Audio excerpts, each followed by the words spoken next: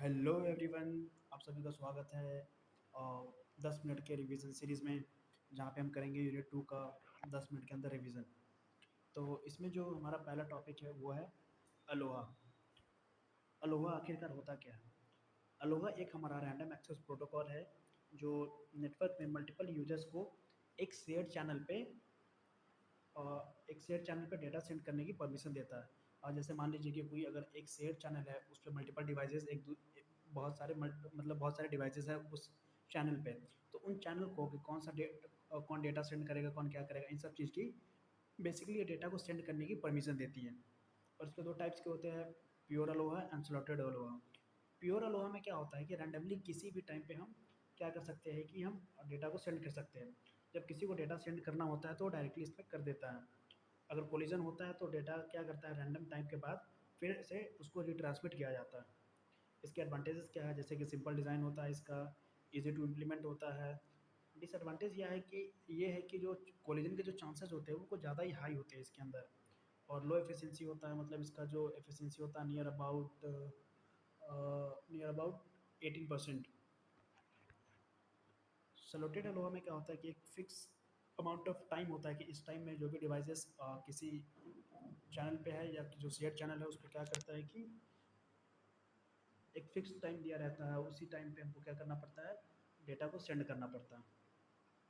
और इसका जो एफिशिएंसी होता है वो नियर अबाउट 38% होता है।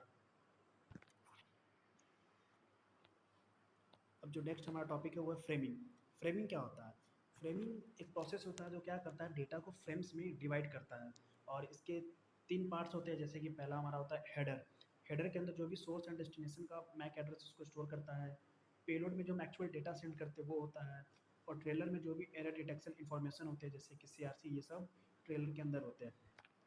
अब एरर डिटेक्शन एंड करेक्शन, जो एरर डिटेक्शन टेक्निक है, पहला हमारा है पैरिटी बिट। पैरिटी बिट में हम क्या करते हैं कि एक बिट एक्स्ट्रा ले लेते हैं, ये फाइंड आउट करने के लिए जो नंबर ऑफ वन है वो इवन है या ऑड। चेकसम में क्या करते हैं, जब हम डेटा सेंड करते हैं तो उस टाइम एक टोटल मेजर करते हैं, एंड जब डेटा पहुंच जाता है रिसीवर एंड पे तो वहाँ पर टोटल को मैच कराते हैं। अगर दोनों मैच कर जाता है तो एरर कोई नहीं होता। अगर कुछ हमारे टोटल मैच नहीं करते तो एरर होता है, जो कि हम डिटेक्ट कर लेते हैं। सीआरसी साइक्लिक रिडंडेंसी चेक करते हैं हम लोग। ये मोस्ट पावरफुल होता है, पॉलिनोमियल डिवीजन की बेसिस पर एरर को डिटेक्ट करता है। फिर आता है एरर करेक्शन टेक्निक। हम यूज़ करते हैं हैमिंग कोड का। हैमिंग कोड क्या होता है, ये डेटा के साथ क्या करता है, रिडंडेंट बिट्स भेजता है, मतलब एक रिपीटेड बिट्स, एक डुप्लीकेट बिट्स भेजता है, ताकि अगर डेटा लॉस्ट भी होता है तो क्या कर सकते हैं, उस डेटा से जो एक्स्ट्रा जो रिपीटेड बिट्स भेजे गए हैं उसके जरिए हम उसको रिकवर कर लें। अब आता है फ्लो कंट्रोल। फ्लो कंट्रोल हमारा क्या होता है? फ्लो कंट्रोल का काम होता है सेंडर एंड रिसीवर के बीच डेटा ट्रांसफ़र की स्पीड को कंट्रोल करना। जो भी सेंडर एंड रिसीवर है उसके बीच में जो डाटा ट्रांसफ़र का जो स्पीड है उसको कंट्रोल करता ही है। और इसके अंदर जो पहला हुआ हमारा एलिमेंट्री डाटा लिंक प्रोटोकॉल। इसके अंदर पहला आता है stop and wait protocol. Stop and wait protocol में क्या होता है कि अब पहले हम डेटा भेजेंगे, फिर वेट करेंगे कि रिसीवर साइड से हमको एक्नॉलेजमेंट मिलती है या नहीं। मतलब अगर जैसे मैंने आपको डेटा भेजा, आपने बोल दिया कि मेरे पास डेटा आ गया है, तो हम नेक्स्ट भेजेंगे, ये होता है स्टॉप एंड वेट प्रोटोकॉल। फिर दूसरा आता है स्लाइडिंग विंडो प्रोटोकॉल। विंडो के साइज़ पे क्या करते हैं, हम एक साथ मल्टीपल डेटा फ्रेम्स को सेंड करते हैं। पहला go back N. Go back का एन का मतलब होता है क्या, कि हम एक साथ डेटा को सेंड किए, सेंड करने के बाद एक ही साथ एक्नॉलेजमेंट मिलता है पूरे एक सेट ऑफ फ्रेम्स को। जैसे 4 डेटा भेजे तो उन चारों का एक हमको एक्नॉलेजमेंट मिलेगा कि ये 4 डेटा आ गए। और मान लीजिए कि अगर 4 नहीं पहुँचे, 2 पहुँचे, तो वो 2 का एक्नॉलेजमेंट भेजेगा। एक टाइम दिया रहता है कि इस टाइम के दौरान उस डेटा को पहुँचना है। और उस टाइम के दौरान अगर 2 डेटा पहुँचे, जैसे 4 भेजे, 2 पहुँचे, 2 नहीं पहुँचे, तो जैसे ही टाइम आउट होगा हमारा, तो वो एक एक्नॉलेजमेंट भेजेगा कि जो भी हमारा एक्नॉलेजमेंट भेजेगा कि डेटा 1 और 2 आ गया है, 3 4 नहीं आए। मतलब सिर्फ डेटा 1 और 2 का कंफर्मेशन भेजेगा। तो हम क्या करेंगे, इसमें जो सबसे बड़ी डिसएडवांटेज है कि हम स्टार्टिंग से डेटा 1 2 3 4 फिर से हम भेजेंगे इसको। और सिलेक्टिव रिपीट में बस यही चीज़ नहीं होता है, जहाँ से डेटा लॉस हुआ है सिर्फ हम उसी को भेजेंगे, बाकी हर चीज़ सेम है। फिर हमारा था noisy channel protocol. Noisy channel protocol का मतलब है कि जब हम डाटा सेंड करते हैं तो उस टाइम क्या होता है, कुछ ना कुछ एरर्स, कुछ ना कुछ डाटा लॉस्ट हो जाता है। तो उन सब चीज़ों को मैनेज करने के लिए 3 टाइप के नॉइजी प्रोटोकॉल होते हैं हमारे।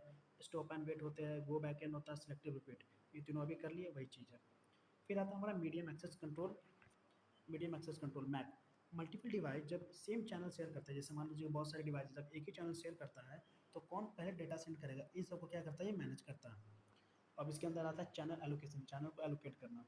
दो तरह के होते हैं, static allocation and dynamic allocation.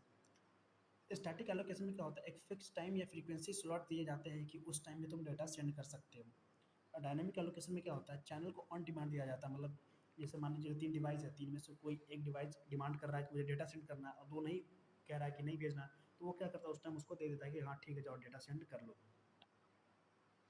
फिर आता है हमारा multiple access protocol. Multiple access protocol होता है हमारा, जब मल्टीपल डिवाइसेस एक ही मीडियम शेयर करते हैं, जैसे मान लीजिए बहुत सारे डिवाइसेस हैं और एक ही मीडियम शेयर कर रहे हैं या एक ही चैनल शेयर कर रहा है, तब कन्फ्लिक्ट या कोलिजन हो सकता है, मतलब कुछ ना कुछ कोलिजन हो सकता है। तो उन सब चीज़ से बचने के लिए ये मल्टीपल एक्सेस प्रोटोकॉल यूज़ किए जाते हैं। एक होता है रैंडम एक्सेस प्रोटोकॉल यूज़ करते हैं, और CSM यूज़ करते हैं। और रैंडम एक्सेस प्रोटोकॉल के अंदर हमारा अलोहा ये सब आता है, ये सब अच्छे से बच चुके हैं। CS में क्या होता है, कैरियर सेंस मल्टीपल एक्सेस होता है। इसमें क्या होता है, जो डिवाइस है पहले मीडियम को सुनता है, मतलब उसको लिसन करता है, सेंस करता है। अगर फ्री है तभी डेटा भेजता है। पहले क्या करता है, डिवाइस को सेंड किया, लिसन किया, अगर वो हमारा अगर फ्री है तभी क्या करेगा, उसको यूज़ करेगा। अब आता है लैन स्टैंडर्ड्स, ये पाँचों है, 802.3, 802.11, 802.5, 802.4, 802.1। जो 3 वाला है ईथरनेट हो गया, जो 11 वाला हमारा वाईफाई हो गया, और 5 जो होता है टोकन रिंग, इसमें टोकन होता है, टोकन सर्कुलेट होता है, टोकन पास से सर्कुलेट होता है, और जिसके पास वो टोकन पास होता है, तो क्या करते हैं, जिसके पास होता है वही डेटा सेंड कर सकता है। टोकन बस होता है, can man, brazing and management. इन सबको जो 1 घंटे 44 मिनट की जो वीडियो है, जिसके अंदर पूरा 5 यूनिट की है, वहाँ से आप देख सकते हैं, इसको अच्छे से पढ़ाया। ब्रिज क्या होता है, दो या उससे ज़्यादा जो लैन सेगमेंट होता है, हमारा जो लोकल एरिया नेटवर्क सेगमेंट होता है, जब दो दो या उससे ज़्यादा को एक साथ कनेक्ट करते हैं तो उसको हम ब्रिज बोलते हैं। स्विच क्या होता है, एडवांस फॉर्म ऑफ ब्रिज होता है, एक पोर्ट पे डेटा सेंड करने के लिए डिसीजन लेता है ये हमारा। और इसमें जो एक टॉपिक है वो हमारा स्पैनिंग ट्री है। और स्पैनिंग ट्री में क्या होता है, एक तरीके का एक स्पैनिंग ट्री एक तरह का एल्गोरिदम है, जो क्या करता है, अगर नेटवर्क में लूप आ जाए, जैसे मान लो किसी नेटवर्क लूप में आ जाए, वो कंटिन्यूअस एक ही जगह पर घूम रहा है, तो उससे प्रिवेंट करने के लिए हम इसका यूज़ करते हैं। ये एल्गोरिदम क्या करता है, एक ट्री लाइक स्ट्रक्चर बनाता है, और जिसमें कोई लूप ही नहीं होता, तो एक ट्री ट्री लाइक स्ट्रक्चर बनाता है, ना कि सर्कुलर फॉर्म जिसमें कोई लूप नहीं होता। तो यूनिट 2 खत्म हो गया रिवीजन के पर्पज़ से, यूनिट 3 कुछ जल्दी आ जाएंगी। आई थिंक इसमें कोई साउंड का प्रॉब्लम नहीं होगा। मिलते हैं फिर नेक्स्ट में।